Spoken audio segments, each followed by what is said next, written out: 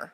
As we look at what we're going to do with emerging technologies, having this discussion is so important, and having your input is so important. Mr. Cohen, I want to come to you because if you take the decade 2011 to 2021, there was such a surge in patents that the Chinese were filing, and by 2019, they had produced more patents than we had for the first time in history.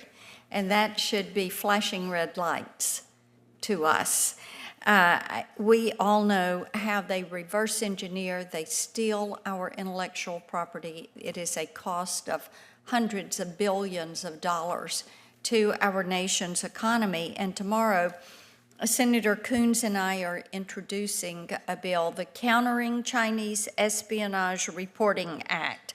And this would require the Department of Justice to submit a report to Congress on exactly what is being done to combat this IP theft that continues to take place.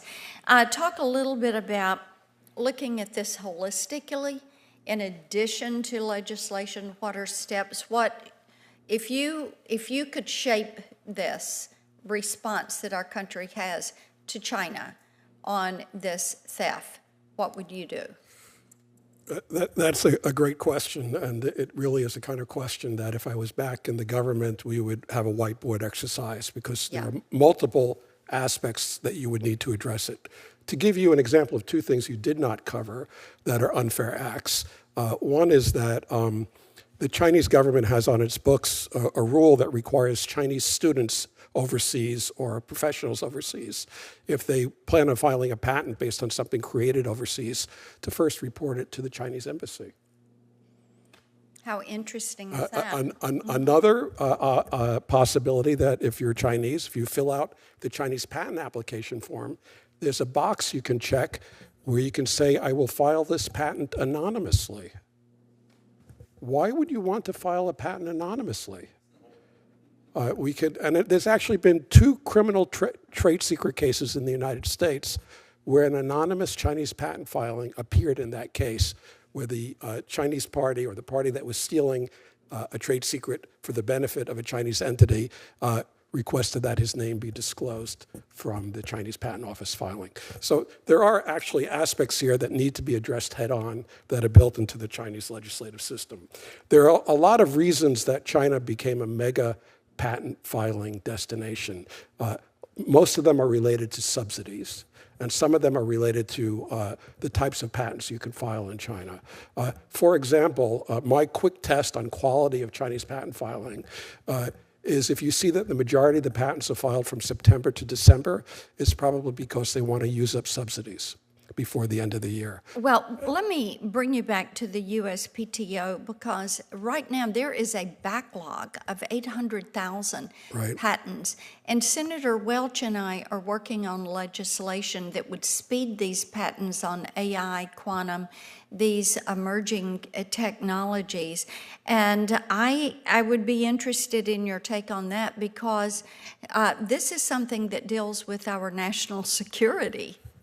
We have to speed up examination of patents. And we actually have a bit of a problem here, because using the patent prosecution highway, Chinese companies can secure a patent within as little as 2 to 3 months of their filing in China.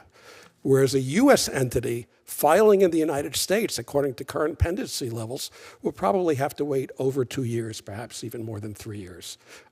So we need to make sure that our system with China and the rest of the world is reciprocal, and that patents that are critical to the United States for its economic development are treated fairly and are expedited. We're currently not doing that. Okay. Ms. Temple, I'm about out of time, but video piracy is something that so many of my creators in Nashville pay attention to, because it adversely impacts them.